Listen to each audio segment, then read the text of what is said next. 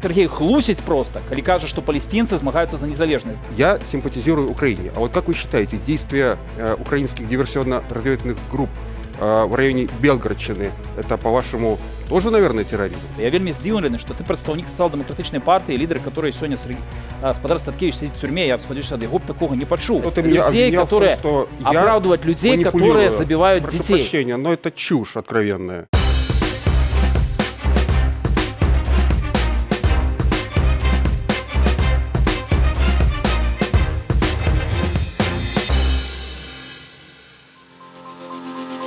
Прывітанне, сябры! У жывым эфіры Белсату перадача «Двубой». З вами вядоцца Віталь Цыганкоў. «Двубой» – гэта дыскусія, спрэчка, аргументы, эмоцыі. Удзельнікі праграмы – людзі, якія маюць розныя погляды і падыходы да нейкай праблемы.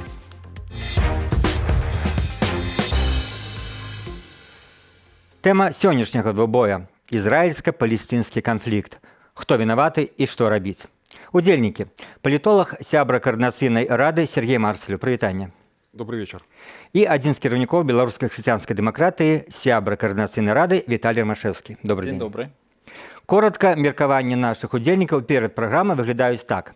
Хамас – гэта тэрарыстычная арганізацыя, якая забівае дзяцей, бярэ ў закладнікі мірных грамадзян. Сёння ўвесь цывілізаваны свет на баку Ізраіля. І таксама на баку мірных палестынцаў, якія дэ-факта з'яўляюцца закладнікамі тэрарыстаў. Так заяўляе Віталій Рамашэўскі. Ізраіль 76 гадоў праводзіць захопніцкую вайну, правакуе гуманітарныя катастрофы на палестынскіх землях. За апошнія 15 гадоў Ізраіль знішчыў у 22 разы больш палестынцаў, чым пацярпелы ізраільцян. Зараз газу проста раўняюць з зямлёй. Ніякія аргументы аб неабходнай абароне не даюць права Ізраілю знішчаць народ Палестыны. Так заяўляе іншы ўдзельнік Сергей Марцелю. Што ж, напэўна, дыскусія будзе гарячая, але перад яе пачаткам давайце паглядзім сюжэт Віталя Бабіна, які прадставіць тэму сённяшняга двубою.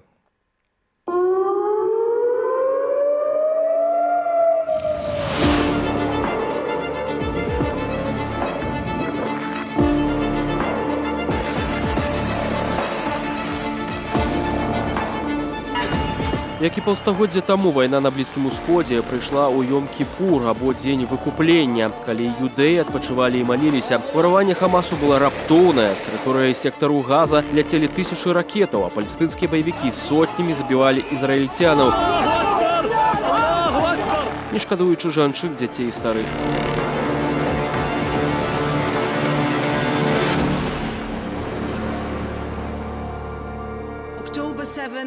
7 кастрычніка дзень, які ўводзіў глобальную ганьбу. Свет стаўся сведкам таго, што габрэяў забівалі проста таму, што яны габрэі. Мы з прэзідэнтам Еўрапейскай рады, прэзідэнтам Еўрапейскай камісіі ды з усімі астатнімі у адзінстве выказваем салідарнасць. Мы асуджаем жахлівыя акты тэрору і забойстваў, ды патрабуем неадкладна вызваліць закладнікаў.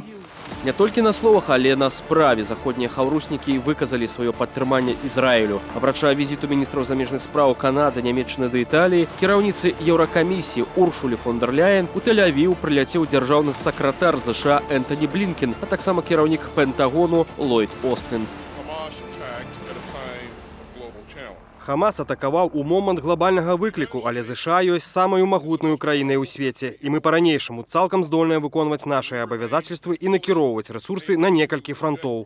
Такім чынам мы будзем трымацца з Ізраілем, як і з Украінай. І амерыканская дапамога Ізраілю ў бяспецы будзе паступаць з хуткасцю вайны.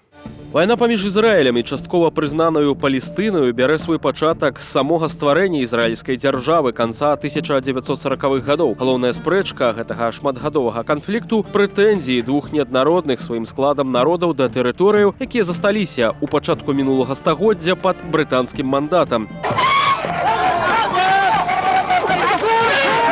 Пасля таго, як ААН у лістападзе 1947 года прыняла рэзалюцыю нумар 181, тэрыторыю Палестыны падзялілі паводле этнічнага прынцыпу. Там, дзе жылі габрэі, быў утвораны Ізраіль. Іншыя землі адышлі арабам. Аднак апошнім гэтакі не ўдалося стварыць сваёй незалежнай дзяржавы, а галоўным каменем спатыкнення стаўся статус Іерусаліму, які і арабы, і габрэі лічаць сваім. Мы исходим из безальтернативности решения палестино-израильского конфликта путем переговоров.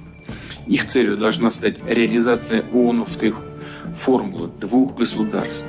предполагающее создание независимого палестинского государства со столицей в Восточном Иерусалиме. Кремль, хоць і ўскосна, заняў у гэтай вайне бок Хамасу, падтрымаў тэрарыстычную арганізацыю Іран, які цягам гадоў не прызнае Ізраілю як самастойную дзяржаву, а найвышэйшае кіраўніцтва краіны нават ставіць на мэце яго поўнае знішчэнне. Пры гэтым беспасярэдніх доказаў, што Тэгеран датычны да развязання гэтай вайны, пакуль няма. Мы абараняем Палестыну, мы абараняем барацьбу, мы цалуем рукі той разумнай і адважнай палестынскай моладзі, якая планавала напад на сіяніцкі рэжым. Мы ганарымся імі. Падтрымаў Палестыну ў гэтай вайне і Пекін, які хоць і выступае за спыненне агню, але лічыць, што ў дачыненні часткова прызнанай дзяржавы больш не мусіць быць, цытата, гістарычнай несправядлівасці. Адным з першых, хто падтрымаў гэтак званы ісламскі рух супраціву, быў і ўрад суседняй Сірыі.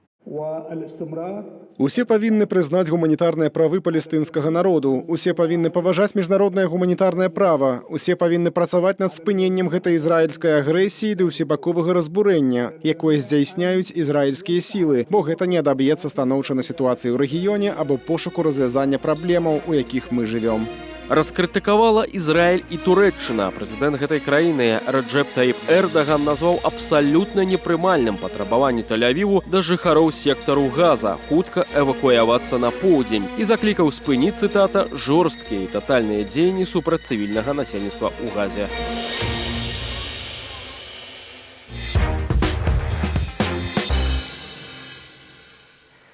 Што ж, калі мы рыхтавалі гэты сюжэт, мне падумалася, што не толькі што 3 хвіліны, тут 30 хвілін, тут 60 хвілін будзе недастаткова, каб расказаць пра ўсе аспекты гэтага, бадай, самага зацяжнога і самага драматычнага канфлікту сучаснасці. Тым не менш, на сёння гэта выглядае так, і паводле правілаў нашай праграмы «Двубоя» зараз удзельнікі сённяшняй бітвы па 1 хвіліне коротка прадставіць свае стратэгічныя пазіцыі. Першым дам слова Віталію Ромашэўскаму. Добрый дзень. Зараз мы маем справу не з канфліктам двух дзяржаў альбо з канфліктам двух нацый. Тут ідзе размова пра змаганне з тэрарызмам.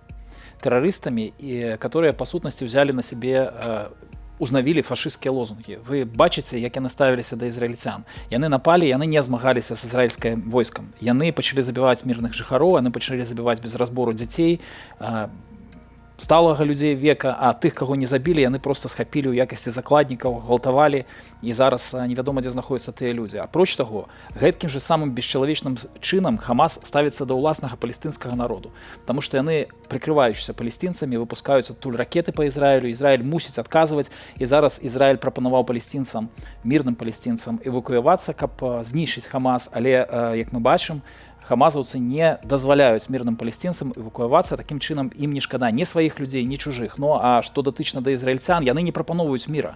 Яны не кажуць, саступіце нам вось гэтую частку зямлі, мы ўтворым сваю дзяржаву. Давайте паслухаем. Гэта ісламісты, которые кажуць, Ізраіль павінен быць вынішчаны да апошняга чалавека. Нацысты 60 год таму казалі тое ж самае. Дзякуй. Зараз хвілінка Сергея Марцелева. С 1947 года продолжается вооруженное противостояние палестинского народа и государства Израиль. Палестинского народа, который борется за свой суверенитет и за свою независимость. 2023 год. Очередная вспышка насилия, очередная спираль насилия. Только за 5 дней военной операции армии обороны Израиля против палестинцев в секторе Газа погибло по состоянию на 16 октября 2760 человек. Из них абсолютное большинство – это мирные жители. Из них 700 детей.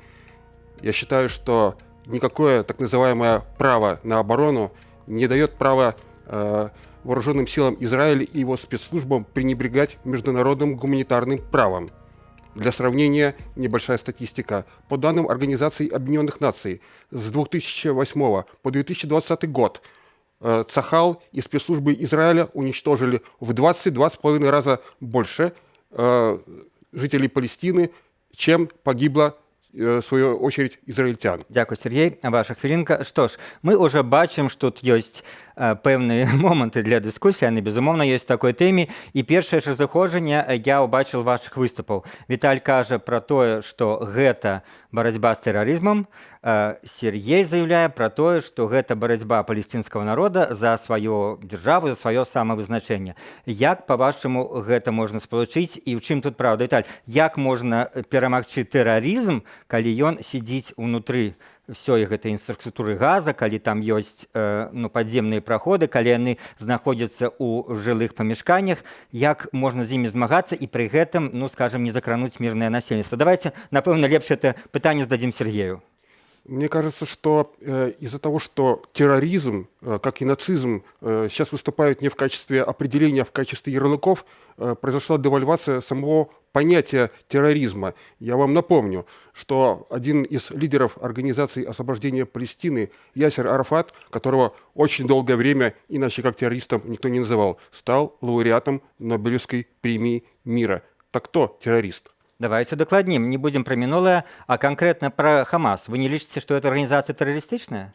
Я считаю, что в тех условиях, в которые поставлен палестинский народ, это военизированная структура, которая зачастую жестокими, зачастую неадекватными методами, но отстаивает интересы палестинского народа. Я не оправдываю жестокость джихадистов, но и ни в коем случае не буду оправдывать ту жестокость, которую используют израильтяне. Ну тут, конечно, можна разбирацца, хто першы пачаў, але ў дадзенай сітуацыі людзі жывуць менавіта гэтым новым абвастрэннем. І тут, мне здаецца, ўсё выразна відавочна. Хамас прыйшоў на землю Ізраіля, стал забіваць мірных людзей, пра што мы і гаварылі. Пра што ёсць сведчанне, 1300 израильтян было забіта ў момант вот гэтага нападу за это некалькі дзён. У каждого конфликта есть свои корни. Не просто так палестинцы предприняли эту атаку на государство Израиль. И не учитывая исторические корни проблемы, мы никогда не придем с вами ни к какому выводу, который более или менее будет соответствовать действительности. Добра, давайте дадзім слово Віталію. Напэўна, хочацца адрэагаваць на гэтыя заявы Сергея. Я перадусім хачу звярнуцца да тых, хто нас сёння глядзіць наш эфір. І першае, з чаго трэба пачаць вырашаць гэты канфлікт, не паддавацца на маніпуляцыі такіх людзей, як Сергей. Зайдзіце в Вікіпедію, пачытайце пра гісторыю стварэння дзяржавы Ізраіль. Таму што тое, што сказаў Сергей, з дакладнасцю наадварот у гісторыі.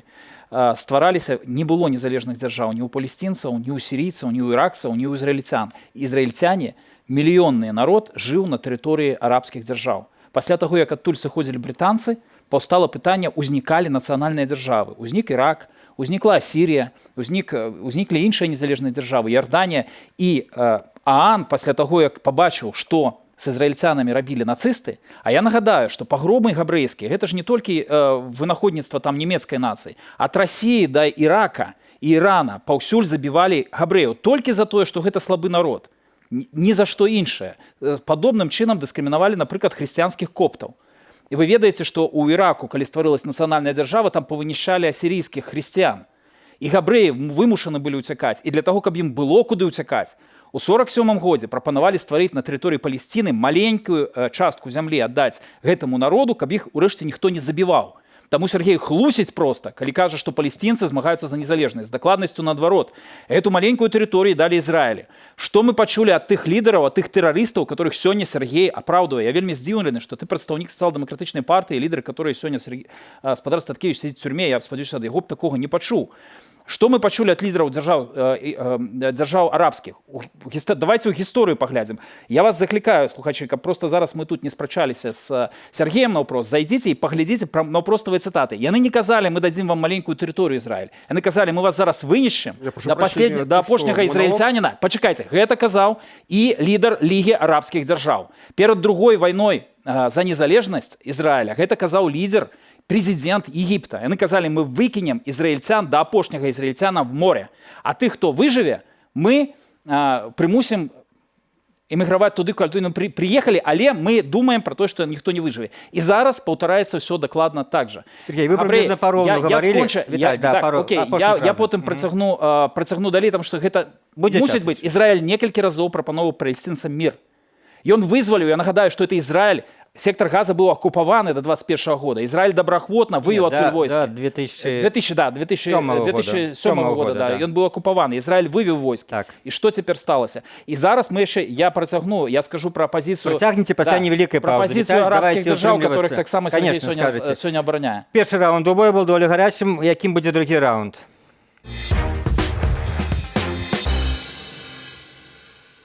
Сёння на палестинско-израильскую тему дискутуюць Віталій Ромашевский и Сергей Марцель. Сергей, я просто даю вам магчымасць рэагаваць. Тут мой оппонент вспомнил о Википедии. Очень жаль, что он свои исторические знания черпает только из Википедии. Стоило быть чуть-чуть более разнообразным. Так вот, я напомню в свою очередь, что резолюцией Организации Объединенных Наций было предоставлено определенные участки территории как Израилю, так и будущему палестинскому государству. Но Израиль нарушил эту резолюцию ООН. Он занял те земли, которые ему не принадлежали. И это один из главных корней проблемы, которые лежат в основе сегодняшнего Вы конфликта. договариваете. Скажите, походились арабы на вот эту резолюцию? Яны- Договаривайте. Яны не признали Израиль. Я сказал то, что посчитал нужным. Вы здесь не модератор. Так вы манипулируете. Ну, просто. маецца на ўвазе так, што ёсць той бок, калі абвінавачваюць, што чаму не была створана палестинская дзяржава, і в адказ адказваюць, што таму што палестынцы не выконвалі тую ж частку резолюцыі прызнаць дзяржаву Ізраіль. Яны заўсёды заявлялі, што яны хочуць скінуць Ізраіль в море. Вы вырываете из контекста цитаты политиков, отдельных политиков, не всех того времени, к которому мы апеллируем. Это было, повторяю, 76 лет тому назад. Давайте рассматривать, раз уж на то пошло, исторические корни с самого начала, только нам не хватит не только 30 либо 40 В минут. Біблію не полезем уже 2000 гадоў назад, паколькі спрэчкі пра эту зямлю часам сыходзяць да Бібліі, И правда? на этом спасибо. Добра, тады, можа быць, вот на гэтай першай частцы «Хто вінават» мы так даволі сур'ёзна спыніліся, але мне здаецца, это такая спрэчка, якая не будзе мець вынікаў, але што рабіць, па-вашаму? З аднаго боку, трэба змагацца з тэрарызмам, хаця Сергей, што сапраўды, можа быць, нават для мяне дзіўна, не канчаткова ўсё-такі згодны прызнаваць Хамас тэрарыстычнай арганізацыі, ну, её прызнае тэрарыстычнай весь заходні свет, весь дэмакратычны свет. Мне кажется, что мировые державы, если у них действительно хватает политической мудрости и политической воли, должны не становиться на сторону одной из противоборствующих сторон, а применить все свое колоссальное политическое влияние в мире для того, чтобы этот конфликт завершить мирным путем. Ну, з іншого боку, часам той же Європа винувачує, що вона занадто пропалестинська, приймає резолюції, і ААН, і Європа якраз за палестинців. Так, это черговая манипуляция. И ААН, и Европейский Звяз последовно выступают на боку палестинцев. Сегодня палестинский народ, и он, по сутности, адзіную крыніцу мае фінансавання, гэта еўрапейскія датацыі. І на гэтыя еўрапейскія датацыі, на жаль... І з Катара, і з Арабіі так само. Але в основном, калі параўнаць вось гэтае паступленне, і, на жаль, на гэтыя еўрапейскія датацыі, на гэтыя грошы, вось, вы разумееце, вось под такімі ж вот лозунгамі давайте мы будзем по гуманітарнаму праву аддаваць палестинцам без разбору, палестинцам, не ўсім, ну, вот, усім у дадзеным выпадку секторам Газа кіруе Хамас, так? Даваць ім грошы, на гэтыя грошы купляюцца ракеты, гэтыя ракеты забіваюць мірных жыхароў. Я думаю, што рабіць, перадусім асудзіць. Ведаеце, калі б не быў асуджаны нацызм, ён бы адрадзіўся у Германії. Калі б не было антисемітізм асуджаны, то ён бы дагэтуль былі б габрэйскія пагромы. І ў Беларусі вось сёння мы павінны сказаць, не можа існаваць такой пазіцыі апраўдання тэрарызму. Людзі зрабілі канкрэтную рэч. Вельмі канкрэтную жахлівую рэч, ад которой валасы стаюць дыбам усіх. Яны з аўтаматамі варваліся ў жылыя дамы, расстрэльвалі без разбору сем'і. Як сёння можа палітык, прадстаўнік координацыйнай рады оправдывать людей, которые забивают детей. Прошу прощения, но это чушь откровенная. Мы повинны осудить терроризм, это первое. Я вам повторю еще раз. Комиссия ООН по правам человека, спецкомиссия ООН просто по правам человека отметаем, прошу прощения, уже по последним действиям Сахала в секторе Газа, она назвала их ничем иным, как военными преступлениями. И я апеллирую не к лидерам арабских государств, многие из которых на стороне Палестины. Я апеллирую к Организации Объединенных Наций. Віталій, ну сапраўды, калі трэба змагацца з тэрарызмам, гэта, ну, для мяне, напрыклад, безумоўна, але для чего отключаць ваду палестинцам? Чым это дапаможа в барацьбе з тэрарызмам? Для чего они блокируют газу и отключают воду и под маркой змагання с Хамасом? Провоцируют гуманитарную катастрофу, как они всегда это делали. Я не стою на боку тых людей, которые порушаюць правы там, ці забіваюць у тым ліку мірных палестынцаў. Але тут дзеянне... Давайте назовем. наприклад, Цахал, да, который Так. там Ізраїльська армія. занадто ізраїльська армія зловживае зброяй. Але пры гэтым трэба разумець, што гэтыя дзеянні лагічныя абсалютна, калі адключаецца вада альбо ствараюцца умовы, каб людзі сыходзілі з тых сектароў, которые зараз будуць бомбіць, таму што там хаваюцца тэрарысты. Прабачце, вось давайте уявім сітуацыю. Вы жывёце ў вёсцы. Вось у вас ёсць асобная вёска з сваёй гаспадаркай. Прыйшлі жыхары суседняй вёскі, бедныя там, ну не ведаю, яны пакрыўжаны на вас гістарычна. Яны прыйшлі з аўтаматамі, калі вы не рыхтаваліся на іх нападаць і не нападалі на іх. Яны ўварваліся, пазабівалі там трэць сямей у гэтай вёскі, пашлі, схаваліся туды і з гармат страляюць вам з суседняй вёскі, хаваючыся за жыхароў. Што вы павінны рабіць? Вот сегодня то, что робит Сергей, это оправдание тех людей, которые пришли, обезглавили там детей, пробачьте, Если вы в поспаливали этой деревне жилыми напали на домами. соседа 10 лет назад, засадили их в чулан, а потом они внезапно туда вышли и ответили вам адекватно, и вы теперь кричите: «Боже, ты как же так можно?» Я вам скажу, что 60 год назад робили белорусы, когда приходили такие же, как хамазовцы, и полили белорусские вёски. Белорусы шли у партизаны, брали зброю, и забивали для того, каб не забивали их, боронили свою землю. Вот то есть самое робит сёння израильтяне. Бо якраз многие кажут, что вымушенные палестинцы, як партизаны, дзейнічаць, нападаць там на полицейских и так далее. Слухайте, давайте на конт палестинской державы. Я зараз до питання могу і питання это Сергею задать, оно будет риторичное. Сергей, давайте, а то мы не поспеем. Мы так загорелись. Вот я питання хочу задать Сергею. Наш головный принцип питання один одному. Хочу задать питання Сергею. Калі ён сцвярджае, што гэта барацьба за незалежнасць, до 67-го года частка сектор Газа быў акупаваны арабскай дзяржавай Егіптам, а Іерусалім быў належаў да Іорданіі, акупаваны Іорданіі.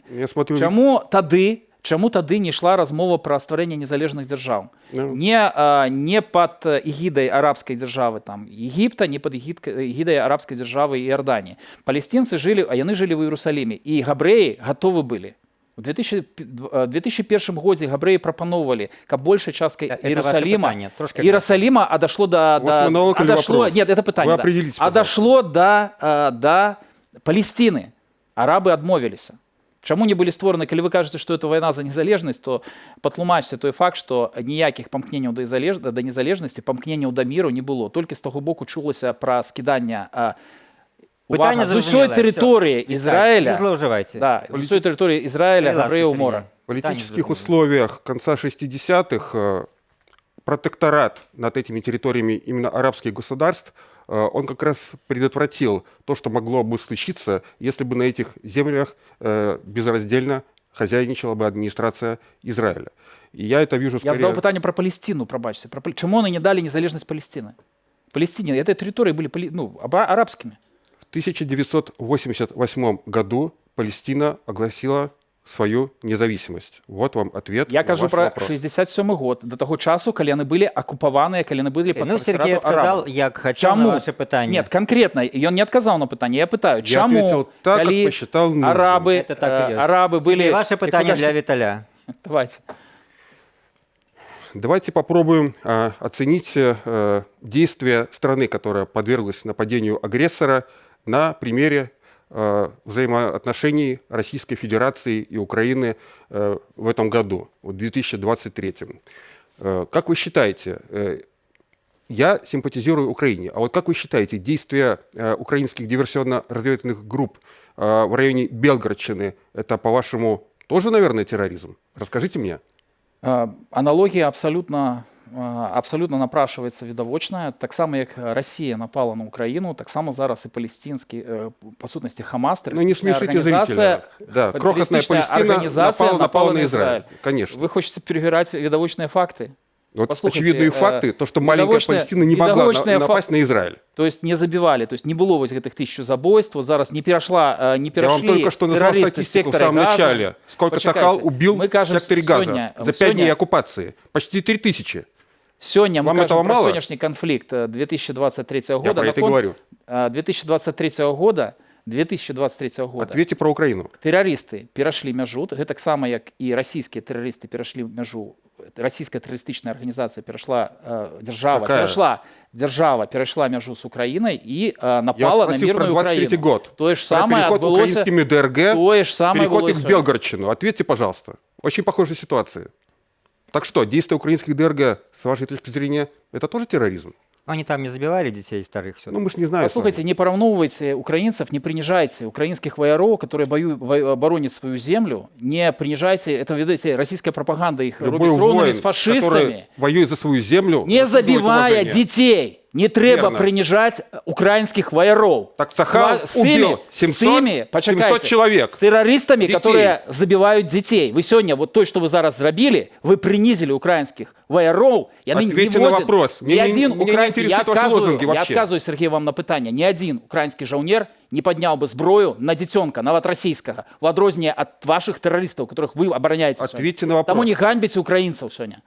Перестаньте ганьбить украинцев. Мне ваши лозунги оставьте их для демонстрации. Ответьте на вопросы. Слушайте, оставьте ваши манипуляции. Я вам сказал, что украинцы не забивают детей. Вы сегодня порівнюєте украинцев с палестинцами. Как вы оцениваете Это некорректно. действия украинских диверсионно-разведывательных Я ще раз групп? кажу, Так, вони не забивають ми йдемо по дітей. третьому колу, зрозуміли ваші відкази, третій раунд двобоя.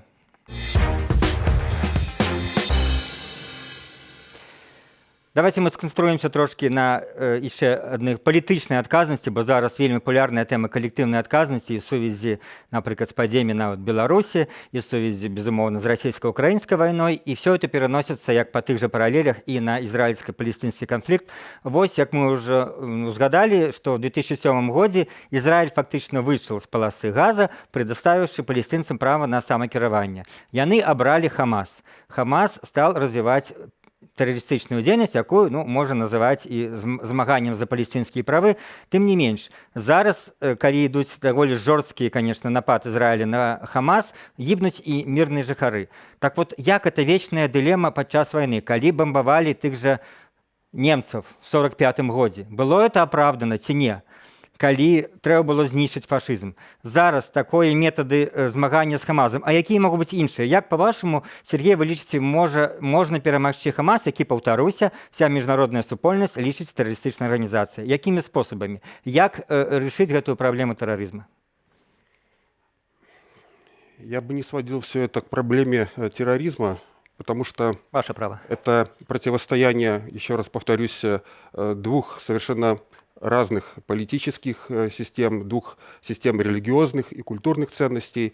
Поэтому единственный выход для того, чтобы этот конфликт был, во всяком случае, если не прекращен, то на долгие десятилетия не проявлял бы себя никоим образом, это максимально разделить две территории и позволить строить каждому из народов свою собственную страну, со своим собственным общественно-политическим строем, религией, так, как они считают нужным, при этом соблюдая историческую справедливость и решение Организации Объединенных Наций о территориальной принадлежности тех или иных городов, земель в рамках Ближнего Востока, в рамках Палестины и Израиля. В принципе, были такие пагадненні Осла, калі, здаецца, да гэтага... 93 год. Да, прыйшло да гэтага пад фанфары нобелевскіх лаўрэатаў будучых, пагадзіліся, але што, па-вашаму, потым пайшло не так? Хто был вінаваты в тым, што все это сорвалося?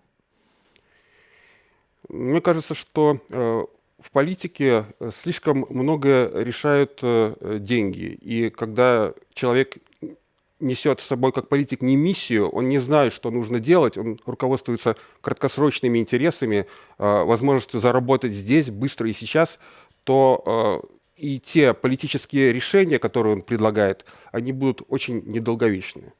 А Ближний Восток – это действительно вопрос о деньгах и о влиянии на регион. Может, удакладніце, пры чым тут грошы канкрэтней больше? Я считаю, что кому-то с материальной, ресурсной и с точки зрения власти выгодно поддержание этого конфликта в горячей фазе. Ясно. Віталь, ваша версія, як можна, вот мы сегодня берем на себя непосильную задачу, вырашыць гэты конфликт? Я пачну з таго, што я пагаджуся з Сергеем в адным, што это сапраўды дзве розныя сістэмы. Таму што не ўся міжнародная супольнасць падтрымала Ізраіль. Напрыклад, Ірак, у котором забивают жанчын, калі яны не носяць хіджаб, таксама ставіць абясцэньваць чалавечае жыццё, робіць яго нічым, як і тэрарысты Хамаса. Яны падтрымалі Хамас. І вось ту ідэалогію, той свет, ідэалогію таго света, который адстаивае сёння тут у Сергей, перадусім трэба абазначыць як татальнае зло. Потому что все что Хамас и то что яны нясуць, гэта не нацыяналізм нават, гэта ісламізм. Хамасы яны ісламісты, яны ідуць пад знамем таким же, як ішла Аль-Каіда і іншыя дзяржавы. Конечно, яны прикрываліся 2,5 мільярда прыхільнікаў іслама. Я не кажу про мирный ислам, потому что, пробачьте, есть шииты, есть сунниты, есть абсолютно, есть Ясер Арафат, например, был, да, у истории, который так само спробовал, сапраўды, вырашыць это больш-менш мирно гэты конфликт. Але я кажу про конкретную террористичную идеологию. Тому перадусім нам трэба сказаць не тэрарызму, а судзіць, каб не было месца таким выказваннем, потому что зараз лічыцца непрыстойным ось у аўдыторыі, напрыклад, выказваць сябе антисемітам. І гэта таксама непрыстойна мусіць быць у палітычным, у культурным, у грамадскай аўдыторыі, публічнай прасторы, быць хаўруснікам, апраўдальнікам тэрарызма. І з гэтага все пачынаецца, потому што тэрарысты яны ж дзейнічаюць і ў Еўропе таксама. Гэта вырашаецца з нецярпімасцю да тэрарызма. Перадусім. Мы не мусім казаць пра тое, што дазваляць гэтым людзям прыкрывацца дэмакратычнымі каштоўнасцямі і забіваць нашых сваякоў, нашых дзяцей. А потым палітычнае рашэнне. Хамас не мусіць кіраваць, конечно, Хамас не мусіць больш пагражаць Ізраілю. Прабачце, якая гэта вайна за незалежнасць, калі ты запускаеш ракеты за 100 кіламетраў, которые ляцяць у мірны горад. А ракеты там пускаюцца без разбору, і гэта робіць Хамас. Хамас павінен быць знішчаны, і гэта тэрыторыя сектара Газа не мусіць кіравацца тэрарыстамі, это адназначна. І гэта пытанне сёння ўжо вайсковай аперацыі супольнай. Яны прагаласавалі за Хамас, яны самі его абралі. Ну, калі... Віталій, на жаль, я скажу больш. І таксама слухачы мусяць ведаць. Не толькі прагаласавалі за Хамас, то было сацыялагічнае пытанне, наколькі я ведаю, што больш за 60% палестинцаў падтрымліваюць вось такое забойства мірных жыхароў, ізраільцян. Яны падтрымліваюць такія метады барацьбы. Ну і, адпаведна, в прынцыпе, яны нясуць пагрозу. То есть чалавек кажа адкрыта, што я тебе буду забіваць. Этого чалавека трэба абезброіць. Палесціну трэба зрабіць зонай пад кантролем, магчыма, ААН. Ці вы лічыце, што палестинцы внутры Ізраіля, ну і в секторе Газа, і на ўсходнім березе, дзе больш-менш спакойна все в параўнанні з Газай, яны маюць тыя ж самыя правы, што ізраільцяне? Яны абсалютна роўныя ў правах? Ці все-таки іх правы парушаюць? Сёння на тэрыторыі ўсходняга Іерусаліма, конечно, парушаюцца сёння правы палестынцаў. І гэтыя палестынцы, і, дарэчы, яны кіруюцца іншымі арганізацыямі, там свае пытанні, але там кіруе все ж таки сёння не Хамас. Яны маюць правы на самавызначэнне і таксама на будаўніцтва сваёй дзяржавы. Увага, калі яны гэтага захочуць. А сёння тыя, хто апраўдвае тэрарызм альбо тэрарысты, кажуць, што ну так мы ж змагаемся за дзяржаву палестинскую. Так трэба спытаць у палестинцаў, чаму яны гэта не дэкларуюць. Яны кажуць пра то, што мы хочам вынішчыць Ізраіль. Таму, конечно, правы чалавека павінны, і сёння там парушаюцца правы чалавека. І гэтыя тэрыторыі павінна, ну ўсё ж такі рэзалюцыю ААН, я згодны, павінна быць выканана, але яна павінна быць выканана такім чынам, каб гэта была беззбройная зона і каб там не маглі зноў рабіцца адтуль напады да мірных жыхароў. І гэта ўжо пытанне, конечно, вайсковага контроля. І это не абавязкова мусіць быць контроль пад патранажам Ізраіля. Гэта можа быць міжнародная місія, это можа быць місія ААН, это можа быць місія краін дэмакратычных, которые гэтую зону па сутнасці возьмуць пад свой вайсковы контроль. І ну я не думаю, што калі там, напрыклад, будуць прысутнічаць брытанцы альбо французскія міратворцы, то будуць парушацца правы чалавека на гэтай тэрыторыі. Іншага вырашэння я сёння не бачу. Нейкі вот такі нулявы варыянт, ну, палестинцы в широком сэнсе, пачынаючы ад Фатха да Хамаза, беруць на себе абавязкі спыніць тэрарызм, ці вы можете назваць это узброенай барацьбой, а Ізраіль абавязуецца, ну, неяк так больш ісці насустрач пажаданням палестинцаў, не парушаць іхнія правы. Вось такі нулявы варыянт мог бы быць. Ці, па-вашаму, это па тых же прычынах, што вы назвалі, што этот конфликт камусьці патрэбны, такое рашэнне немагчыма? Я думаю, что если мы говорим про октябрь 2023 года, надо было быть очень большим оптимистом, чтобы верить, что подобный путь в каком-то ближайшем времени он достижим. Я здесь скорее скептик. Просто потому, что ненависть с обоих боков зашкаливает? Именно поэтому спираль ненависти предполагает то, что твой оппонент, он может быть загнан в угол, но он обязательно встанет и ответит. Дарэчы, на гэты конт, ці не лічыце вы, што вось вся эта аперацыя, ну, это как бы зацягваюць Ізраіль пастку, як, ну, свой час 9/11, атакі тэрарыстаў на амерыканскія вежы в Нью-Йорку, яны былі таксама, ну, прадуманы для того, каб Амерыка, магчыма, ударила там по Афганістану і вошла вайну в частковым сэнсе з ісламскім светам, так і зараз штурхаюць Ізраіль да гэтай рэлігійнай ці там міжцывілізацыйнай вайны. Ну, ні для кого не секрет, що зараз якраз Ізраїль вів перемови і з Саудовською Аравією, і з іншими державами про якраз заключення погоднення мирного. І ось ті сили, терористи, які зацікавлені у той, у їх немає іншої справи, як тільки воювати ось на чужі гроші, забивати мирних жихарів, не шкодуючи життя ні ізраїльтян, ні своїх палестинців. От яны, їх основна задача – це сорвати цей мирний процес. І вони це роблять. І, на жаль, ось ахвярами становляться люди з обох боків. Тому мой оппонент так само, я лічу, что эта манипуляция такая отбывается. Когда ты разумеешь, ты берешь у закладники своего суседа и за его спины стреляешь, и потом с тобой змагаются силы правообороны, и тебе забивают разом и ранят суседа, то ты, как террорист, будешь отказаны. Разумеете, не полицейский, который пришел и забивает террориста. Поэтому сегодня за смерти палестинцев отказаны Хамас, як и за смерти израильтян. Израильтяне сегодня обороняются. И когда мы кажем про правы... жертвы в том, что она жертва, victim blading. Ну, конечно, габреи были заўсёды ахвярамі. Вы хочаце вярнуць, вы што хочаце? Вы хочаце вярнуць той стан, калі зноў пачнуцца габрэйскія пагромы, калі у габрэяў не будзе нават вось гэта клачка зямлі, дзе яны могуць схавацца, асабліва ў арабскім свеце. Ну, палестинцы таксама лічаце ахвяры і маюць на это пэўныя падставы. Палестинцы таксама а не як Хамас.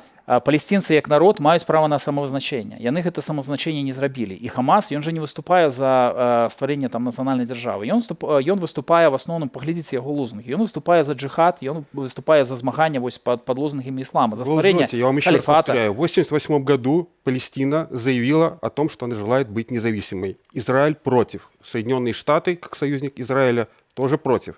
Как и многие государства в Западной Европе. Вот и все. О чем вы говорите, они отказались. Не было такого. Палестине некалькі разоў Ізраіль прапаноўваў стварэнне незалежнай дзяржавы. Апошні раз, калі вось... На каких условиях он предлагал создание независимого государства? Уточните, пожалуйста. На тых умовах, што яны не будуць атакаваць Ізраіль. І, конечно, тэрыторыі, которые зараз прызнаюць Ізраіль, прызнаюць яго права на існаванне, ўрэшце прызнаюць права габрэяў жыць. Быць на гэтым свеце людзьмі. Дамова з Егіптам, калі Егіпет прызнал Ізраіль, очень похоже на политику Кремля. Израиль отдал Синай Египту и больше-меньше нормально. Позвольте, вам так нравятся эти аналогии, это политика Кремля. Вы вот признаете, что на самом деле Донбасс, он наш, и мы вам все, войну прекратим.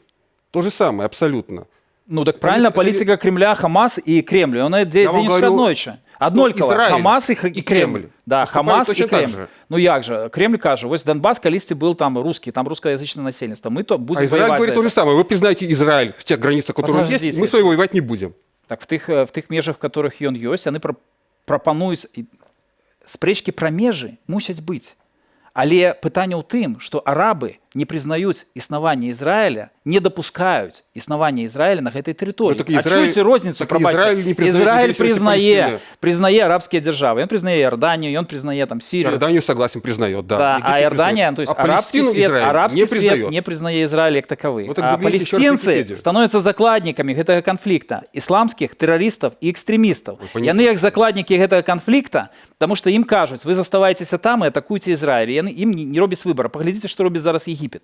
Замест того, каб адкрыць межы для ўцекачоў, Египет закрыў сёння межы, потому что гэта адзін ісламскі свет.